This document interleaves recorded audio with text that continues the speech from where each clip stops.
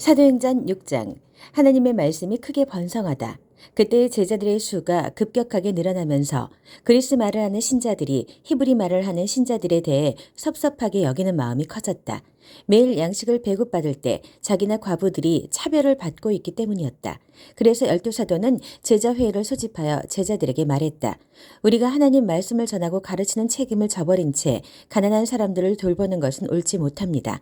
그러니 여러분 가운데에서 모두에게 신임을 얻고 성령 충만하여 분별력 있는 사람 7을 뽑으십시오. 그러면 우리는 이 일을 그들에게 맡기겠습니다. 대신에 우리는 우리가 받은 본분인 기도하고 하나님 말씀을 전하는 일에 전념하겠습니다. 회중이 그 생각을 아주 좋게 여겼다. 그들은 다음 7사람을 뽑았다. 믿음과 성령이 충만한 사람, 스데반, 빌립, 브로고로, 니가노르, 디몬, 바메나, 안디옥 출신의 개종자 니골라. 회중은 그들을 사도들에게 보였다. 사도들은 기도하고 안수하여 그들에게 이를 위임했다. 하나님의 말씀이 크게 번성했다. 예루살렘에 있는 제자들의 수가 어마어마하게 늘고 이 믿음을 따르게 된 제자들도 많이 생겨났다. 스데반은 하나님의 은혜와 능력이 차고 넘쳐서 백성 가운데 놀라운 일들을 행했다. 그것은 하나님이 그들 가운데 계신다는 틀림없는 표적이었다.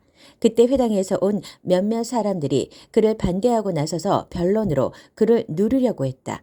그 무리는 종이었다가 자유인이 된 구레네 사람, 알렉산드리아 사람, 길리기아와 아시아 출신의 사람들로 이루어져 있었다. 그러나 스데반이 말하자 그들은 그의 지혜와 영적 기계를 당해내지 못했다. 그래서 그들은 몰래 사람들을 매수해 거짓말을 퍼뜨렸다. 이 사람이 모세와 하나님을 저주하는 것을 우리가 들었습니다. 그 말이 백성과 종교 지도자와 종교 학자들의 마음을 휘저어 놓았다. 그들은 스데반을 잡아서 최고의회 앞으로 끌고 갔다. 그리고 자신들이 매수한 증인들을 앞세워 이렇게 증언했다. 이 사람은 쉬지 않고 이 거룩한 곳과 하나님의 율법을 욕하고 있습니다. 심지어 우리는 나사렛 예수가 이것을 무너뜨릴 것이며 또한 모세가 우리에게 준 관습을 다 내버릴 것이라고 그가 말하는 것을 들었습니다. 최고의회에 앉아있던 모든 사람이 스데반을 쳐다보았다. 그들은 그에게서 눈을 뗄 수가 없었다. 그의 얼굴이 천사의 얼굴 같았다. 사도행전 7장. 성령 충만한 스데반. 그때 대제사장이 말했다. 내 자신을 변호할 말이 있느냐? 스데반이 대답했다. 친구 여러분, 아버지와 형제 여러분, 우리 조상 아브라함이 하란으로 이주하기 전 아직 메소포타미아에 있을 때에 영광의 하나님이 그에게 나타나서 말씀하셨습니다. 내 고향과 가족을 떠나 내가 내게 보여줄 땅으로 가거라. 그래서 아브라함은 갈대아 사람들의 땅을 떠나 하란으로 옮겨갔습니다. 아버지가 죽은 뒤에 그는 지금 여러분이 살고 있는 이 땅으로 이주해 왔습니다. 그러나 하나님께서는 그에게 아무것도 발 붙일 곳조차 주지 않으셨습니다. 그때 아브라함에게는 아들이 없었습니다. 그런데도 하나님은 후에 이 땅을 그와 그의 아들에게 주시겠다고 약속하셨습니다. 하나님은 그의 후손이 낯선 땅으로 이주하여 거기서 400년 동안 종이 되어 가혹한 대우를 받을 것을 그에게 알려주셨습니다. 그러나 하나님께서는 내가 개입해서 너희를 종으로 삼은 자들을 처리하고 내 백성을 이끌어내어 이곳에서 나를 예배하게 할 것이다 하고 말씀하셨습니다. 그 후에 하나님은 아브라함과 언약을 맺으시고 할례로 그의 몸에 표를 남기셨습니다. 아브라함은 아들 이삭을 낳고 8해 만에 그 몸에 할례의 표를 남겼습니다. 이삭이 야곱의 아버지가 되고 야곱이 12조상들의 아버지가 되는 동안에 그들은 저마다 언약의 표를 충실히 전했습니다. 그러나 그 조상들은 시기심에 불타서 요셉을 이집트의 노예로 보내버렸습니다. 그럼에도 불구하고 하나님이 그와 함께 하셔서 그를 모든 환난에서 구하셨을 뿐 아니라 그를 이집트 왕 바로의 눈에 띄게 하셨습니다. 바로는 요셉에게 크게 감동받아서 개인적 사물을 비롯해 온 나랏일을 그에게 맡겼습니다. 그 후에 이집트에서부터 가나안까지 전 지역에 기근이 들어 사람들의 고생이 말이 아니었습니다. 배고픈 우리 조상들은 양식을 얻고자 모든 것을 샅샅이 뒤졌으나 아무것도 찾을 수 없었습니다.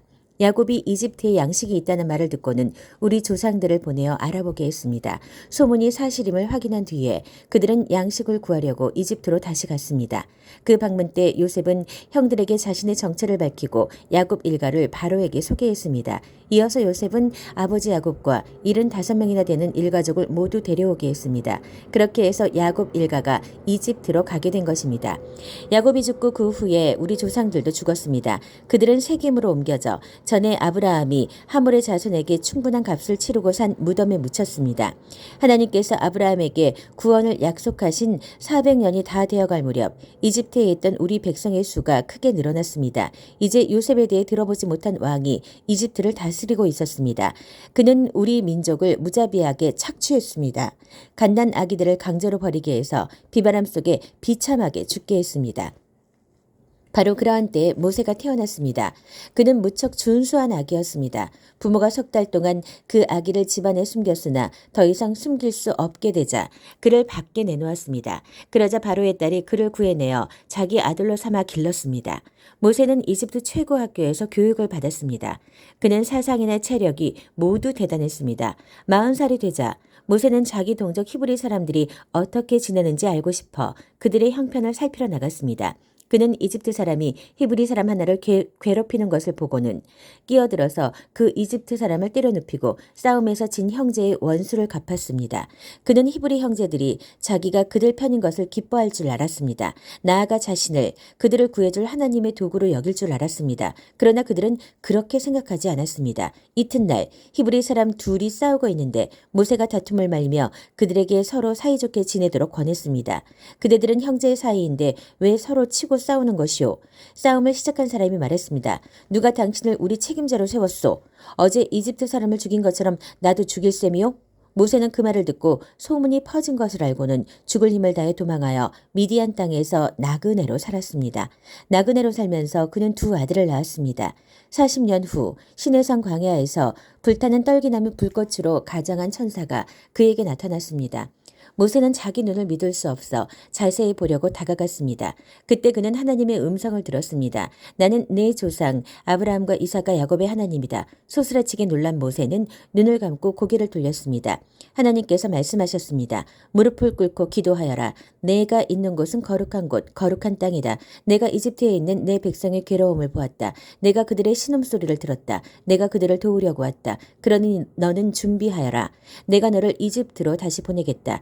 이 모세는 전에 사람들로부터 누가 당신을 우리 책임자로 세웠소? 라는 말을 듣고 거부당했던 사람입니다. 이 모세는 불타는 떨기나무 속에서 천사를 통해 불꽃을 발하시던 하나님께서 지도자와 구원자로 다시 보내신 사람입니다. 모세는 노예 생활에서 백성을 이끌어냈습니다. 그는 40년 동안 이집트 전역과 홍해와 광야에서 하나님의 표적과 이적을 베풀고 행했습니다. 이 모세는 백성에게 하나님께서 너희 후손 중에서 나와 같은 예언자 하나를 일으켜 세우실 것이다 라고 말한 사람입니다. 이 모세는 시내산에서 말하던 천사와 광야에 모인 여러분의 조상들 사이에 서서 그가 받은 생명의 말씀을 가져다가 우리에게 전해준 사람입니다. 그런데 우리 조상들은 그 말씀이 자신과 무관하다고 생각했습니다. 그들은 이집트의 옛 생활 방식을 갈망하며 아론에게 불평했습니다. 우리가 보고 따를 수 있는 신을 만들어 주시오. 우리를 인족조차 없는 이곳으로 끌어낸 모세가 어찌 되었는지 누가 알겠소? 그때 그들은 송아지 우상을 만들고 그 앞에 희생 제물을 바치며 자기들이 대단한 종교 프로그램을 만들어낸 것처럼 자축했습니다. 하나님은 조금도 기뻐하지 않으셨습니다. 그래서 그들이 자기 방식대로 하게 내버려 두셨습니다. 새롭게 등장하는 모든 신에게 다 예배하게 하고 그 결과를 지고 살도록 내버려 두셨습니다. 예언자 아모스는 그 결과를 이렇게 묘사했습니다. 오 이스라엘아, 너희가 40년 광야 시절 동안 내게 짐승과 곡식 제물을 가져온 적이 있더냐? 전혀 없었다. 너희는 전쟁의 신 음란의 여신에게 산당을 지어주느라 힘을 다해 그들을 예배하느라 너무 바빴다. 그래서 내가 너희를 바벨론의 포로로 보낸 것이다. 그 기간 동안 우리 조상들에게는 참된 예배를 드릴 장막 성소가 있었습니다. 그 장막은 모세가 하나님께서 알려주신 설계대로 만든 것이었습니다. 하나님이 그 땅에서 이방인들을 쫓아내실 때에 그들은 장막을 가지고 여호수아를 따라갔고 그 장막은 다윗의 때까지도 있었습니다. 다윗은 하나님께 영구적인 예배 장소를 구했고 결국 솔로몬이 그것을 지었습니다. 그러나 지극히 높으신 하나님께서 목수와 석공이 만든 건물에 사신다는 뜻은 아닙니다. 예언자 이사야가 그것을 잘 기록했습니다. 하나님께서 말씀하신다. 하늘은 내 보좌이고 땅은 내 발을 쉬는 곳이다. 그러니 너희가 내게 무슨 집을 지어주겠느냐? 내가 물러나 쉴 만한 것이 어디 있느냐? 내 쉴 곳은 이미 지어져 있다. 내가 그곳을 지었다. 그런데 여러분은 계속해서 웬 고집입니까? 여러분의 마음은 딱딱하게 굳어 있고 여러분의 귀는 꽉 막혀 있습니다. 성령을 고의로 무시하니 여러분은 여러분의 조상들과 다를 바 없습니다. 예언자들 가운데 그 같은 대우를 받지 않은 사람이 일찍이 있었습니까? 여러분의 조상들은 의로우신 이가 오실 것을 말하는 사람은 누구든지 죽였습니다. 이제 여러분이 가문의 전통을 잇고 있으니 여러분은 모두 배반자이며 살인자입니다. 천사들이 선물 포장까지 해서 하나님의 율법을 전해주었지만 여러분은 그것을 함부로 써버렸습니다. 그 말을 듣고 있던 사람들이 난폭해지더니 야유와 휘파람과 욕설을 퍼붓는 폭도로 변했다. 그러나 성령 충만한 스데반의 눈에는 그것이 보이지 않았다. 하나님밖에 보이지 않았다. 그는 모든 영광 가운데 계신 하나님과 그 곁에 서 계신 예수를 보았다. 그가 말했다. 아, 하늘이 활짝 열리고 인자가 하나님 곁에 서 계신 것이 보입니다. 폭도의 고함과 야유가 스데반의 목소리를 삼켜버렸다. 그들은 사정없이 달려들어 그를 시내 밖으로 끌어내어서 그에게 돌을 던졌다. 주동자들이 겉옷을 벗어놓고 사울이라는 청년에게 지키게 했다. 돌이 비오듯 쏟아지는데 스데반이 기도했다. 주 예수여, 내 생명을 받아주십시오. 그런 다음 무릎을 꿇고 모두에게 들릴 만큼 큰 소리로 기도했다. 주님, 이 죄를 저들에게 돌리지 마십시오. 이것이 그의 마지막 말이었다. 그리고 그는 숨을 거두었다. 사울이 바로 그 자리에 있었다. 그는 살인자들에게 축하의 말을 건넸다.